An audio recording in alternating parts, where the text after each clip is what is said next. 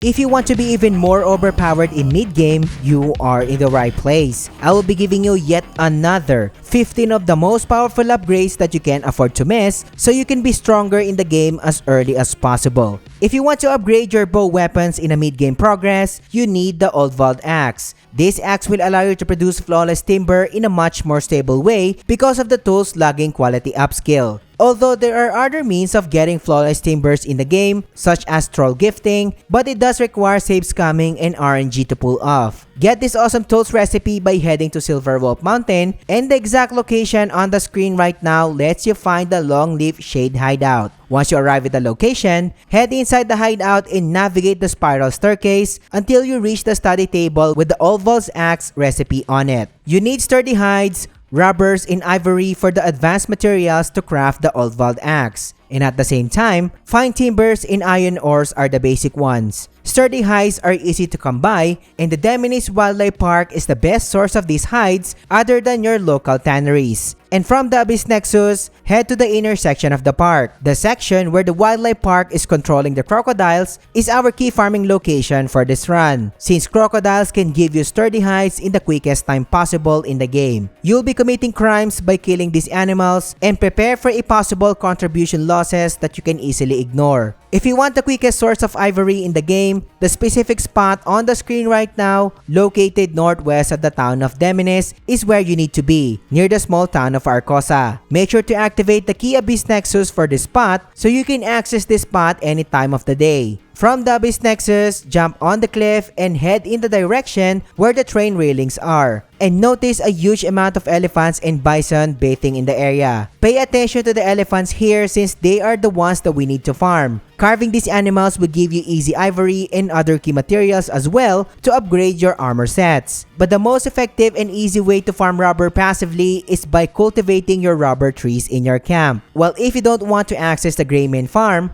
the trolls in the Skullstone Institute can give you brimstone, mercury, rubber, and faded abyss artifacts when you progress their trust to 100. Just in case you missed the spot, I'm showing you the location on the screen right now. What crazy here is that you only need animal skins to progress their trust meter, and these animal skins are also common if you know where to farm. And the location on the screen right now in Hernan is the answer to your question. This spot can spawn a lot of deers, calves, and more. Since the animal spawn is near an Abyss Nexus, you can just spawn on the Nexus and fast travel on it to respawn all of the animals without long loading times needed. So farm a lot of animal hides and head back to the Skullstone and give every troll on site. And you will be piling up brimstone, rubber, and mercury super fast with this method. While the flawless timber and iron ores can be produced by your normal logging axe and simple mining. Once you have all of the materials, craft the Olvald axe and enjoy farming your flawless timber.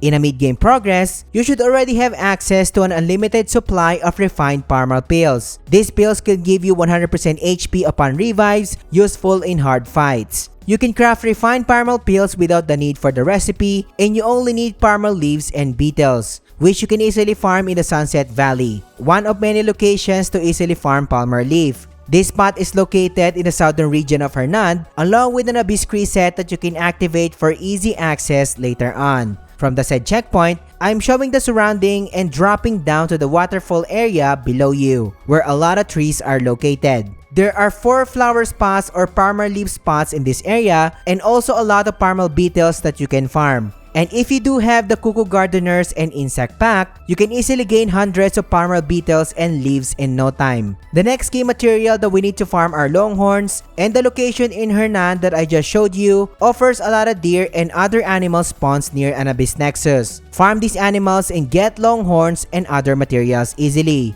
As mentioned, reset the spot by stepping on the Abyss Nexus and fast traveling on it so you can spawn all of the animals with short loading times. You will need a lot of water to make refined Palmar pills, and the best and easiest source of water is in your Greymane camp. Farm infinite water on the well and you are good to go. Once you have all of the key materials so far, access any cauldron around you, which is in this case in my house. Select improvise, choose one Palmar leaf, 1 Palmar beetle, and a water. Craft it 3 times and you will be getting 3 refined Palmar pills and master its recipe. And if you are interested in 9 more spas of Palmar leaf and beetles and learning how to create the Cuckoo Gardener's Pack, I link my guide covering these topics in the description or by clicking the card here.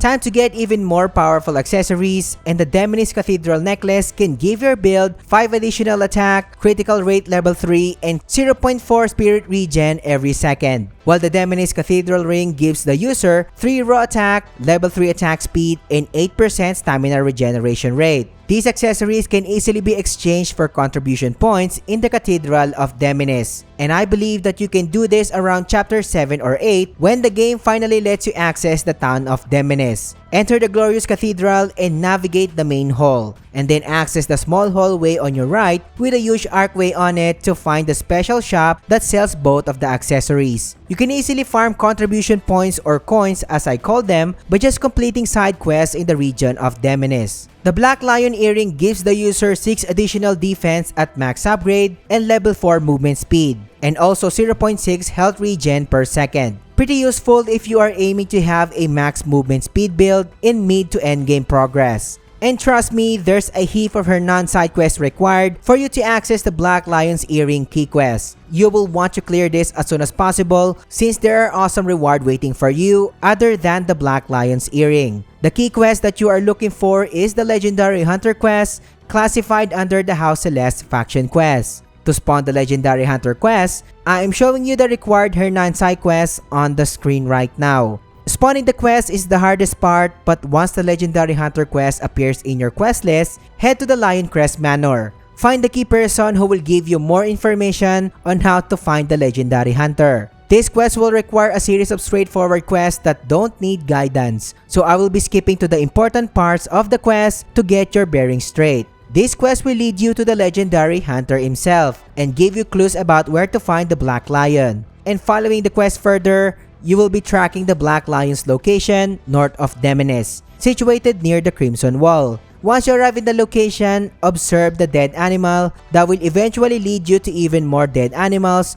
with the use of your lantern. Observing the second pack of the dead animals will summon the Black Lion. So defeat the elite enemy and the Black Lion's Earring will be yours. I mentioned there's even more rewards waiting for you by following this quest, right? And for the sake of this guide, hold that thought first and we'll be going back to it later on. Another easy, powerful ring that you can take advantage of is the Demenissian Signet. This ring can add 11 raw attack stat, level 1 attack speed, and 2% stamina regen. Perfect if you are eyeing burst raw attack setups. Just like the Cathedral rings and necklace, you can easily buy the Demenissian Signet in the Castle of Deminiss. From the Abyss Nexus near the castle itself, access the castle courtyard by passing to the main bridge. Facing the main castle, head through the second door on the right. Follow the hallway on your right and access the wooden staircase leading you to the upper section of the area. Head through the door ahead of you and find the NPC Valentine, who sells a lot of good Deminiss exclusive items.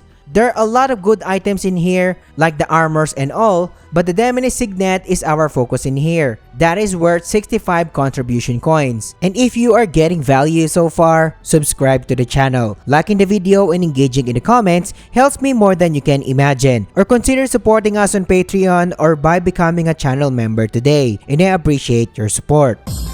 The Belkandor Armor Set is hands down one of the best looking plate armors in the game. It gives you this slim Dark Knight vibes which will match a lot of preferences. Especially Cliff can now wear Unka's exclusive armor sets. You will be getting a lot of value from this armor set. This is a plate armor, so expect 110 defense in total at max upgrade, 8 Abyss gear slots, and level 3 fire resistance. We can disregard the starting Abyss gear at this point since we can already change it anyway. But before you proceed, make sure that you have 30 animal hides in your inventory since you will be using them as gifts to unlock the Belkandor pieces. And if you are following the guide so far, you know the location of easy animal hides and longhorns when I asked you to craft the refined Palmar pills. And once you have 30 animal hides, get the helm by heading to the eastern section of Deminiss in the Golden Plains region. Head to the helm shop and give the troll NPC 10 animal hides and unlock his contract and the Belkandor's helm blueprint so you can buy it for yourself. Next is heading to the town of Delicia, and the equipment shop located in the southwestern section of the town is the one you need. Once you arrive at the location, give this guy 10 hides to unlock the blueprint of the Belkandor gloves and the armor piece. Next is heading to the city of Tomaso and locating the equipment shop situated in the northern part of the town. Give the NPC vendor 10 animal hides to unlock the Belkandor boots and the blueprint for the cloak. What is left here is reading all of the blueprints that you have and crafting the Belkandor Armor Set for yourself. The Valortread Armor Set is also one of Unka's exclusive armor sets in the past, and now Cliff can use this amazing drip, one of the best armor sets in the game that you can get with early to mid-game progress. Of course, the set is a plated one, so expect 110 defense in total, 8 Abyss gear slots, and a level 3 fire resistance bonus. Remember the legendary quest that I asked you to park in the beginning of this guide? The legendary hunter quest will lead you back to the location of the hunter after killing the Black Lion. This will lead you back to the torchlight cabin in Hernand, where the hunter resides. And upon arriving in the location, the cabin's table will let you read a note from the hunter, and he will mention that he left a gift for you that can be found inside the nearby chest. So open it and get your awesome Valortread Armor Set from the chest. The Odeck Protector set is one of the most unique looking sets in the game, giving you this Eastern Warrior vibe. Although this is not a samurai armor by any means, the Odeck is the closest thing that you can get if you want to make a samurai build. And with a little bit of tweaking, you can make it look like one. This armor offers 110 defense in total, 8 sockets, and a level 3 ice resistance. There are 2 ways of getting the whole Odeck Protector set, and I will be choosing the easier one for you. After you reach chapter 9 and the magic surrounding the Hexa Sanctuary is lifted, you will have access to Hollow Haven. Starting from the Abyss Nexus on the screen right now and facing north, you will notice a breakable rock in the rocky formation just ahead of you. This rock will take multiple focus force pump to get through, and once it's done, get the Odeck's Protector set as a treasure in the secret area behind it.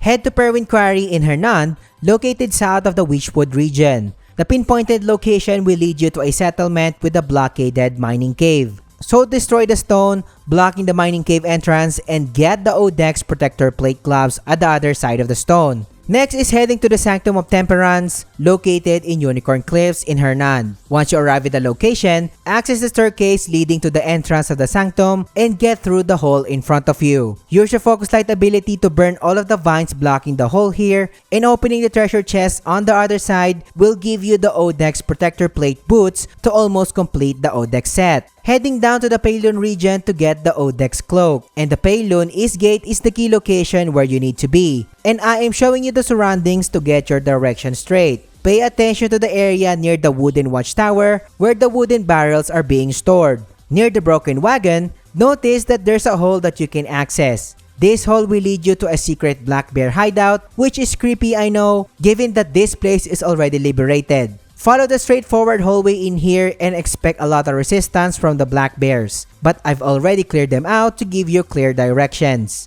Once you arrive in the open space in the hideout, head to your left and follow the straightforward hallway. At the end of this hallway, there's a hole that you can jump into to access a secret area below you. After the ladder, head to your left and pick up the Odeck's Protector plate cloak just lying around the area.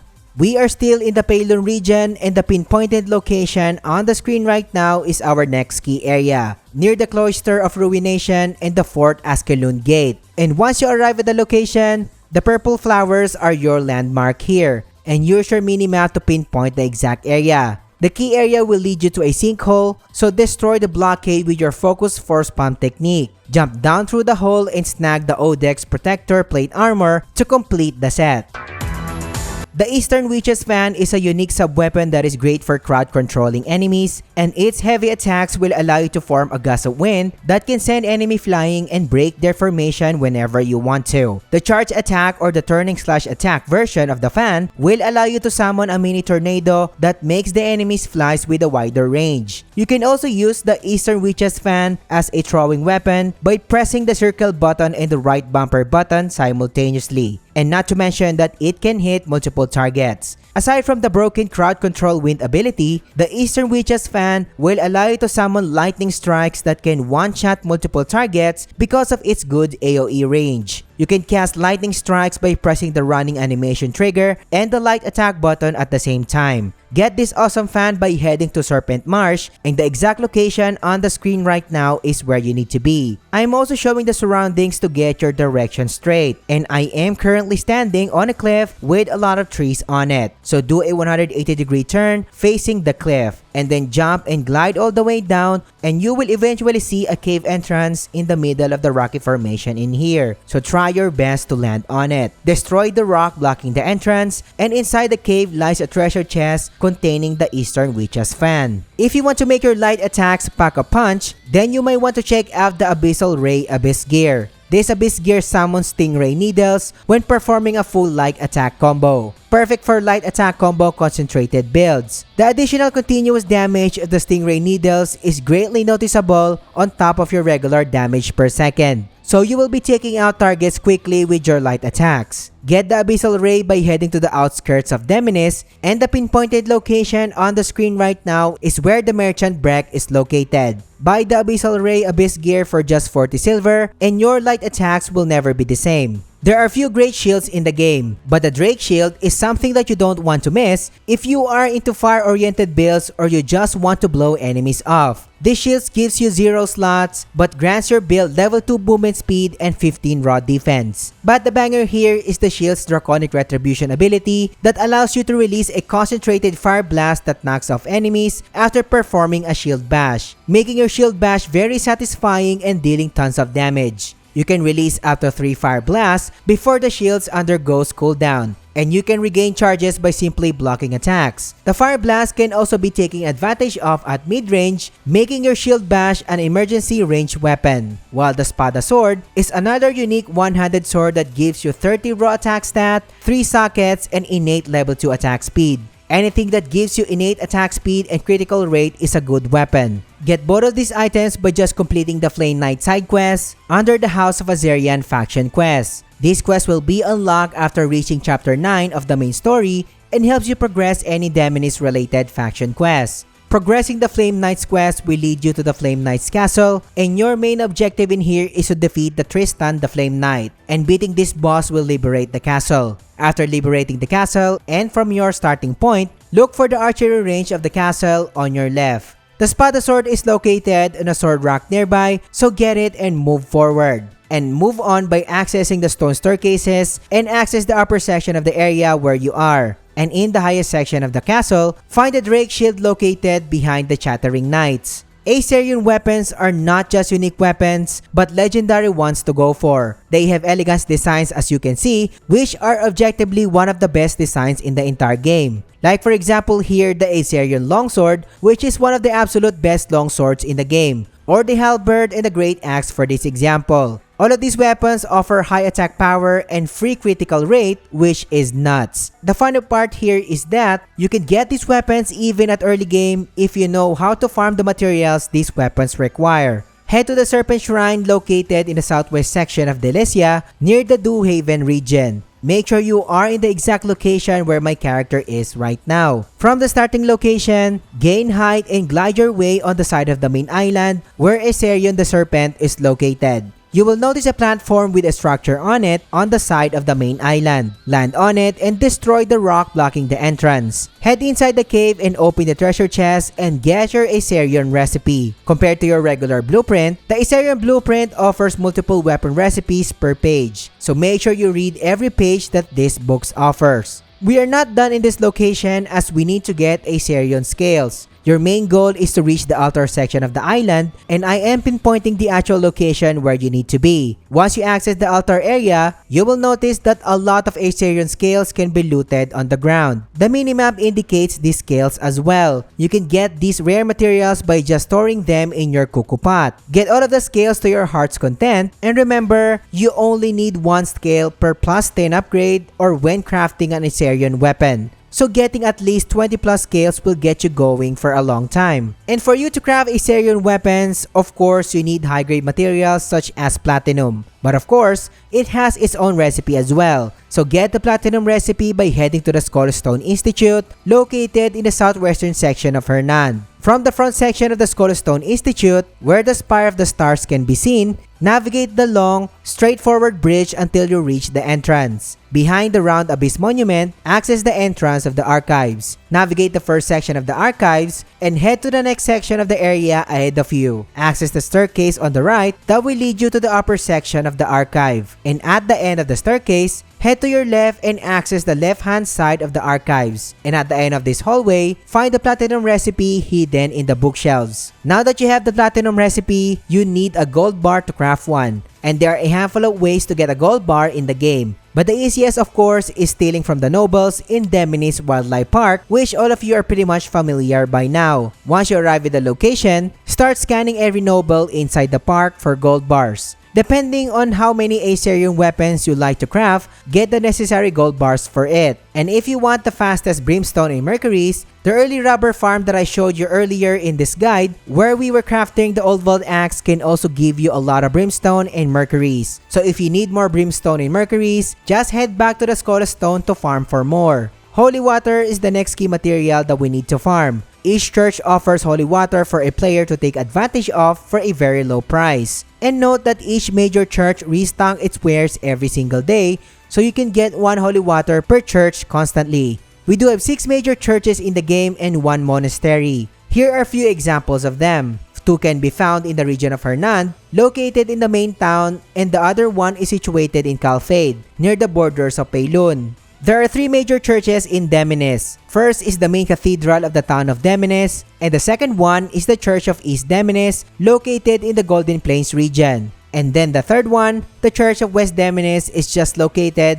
northwest of the actual town. Now that you have all of the key materials, head to any witch who can synthesize for you and craft platinum bars in the process. Upon getting platinums along with other basic materials, you are now ready to craft any Aetherium weapons of your choice. One of the best Abyss gears in the game is hands down the Shadow's Claw Abyss gear. This gear adds a high damage, Reaping Claw animation to your heavy attacks, increasing your damage per second by a ton. You can clearly see here how devastating the damage is on a boss in a few heavy attack combinations. The Legendary Wolf side quest under the House of Celeste faction quest is the specific quest that you need to unlock to get the Shadow's Claw Abyss gear. And I am showing the exact quest requirements on the screen right now for you to trigger the Legendary Wolf quest. And in the process of progressing the quest, this will then lead you to the location of the Legendary Wolf. You will be tracking the Legendary Wolf Black Fang, and beating it during its last stand will reward you with the Shadow's Claw Abyss gear and the Libor Soul key item.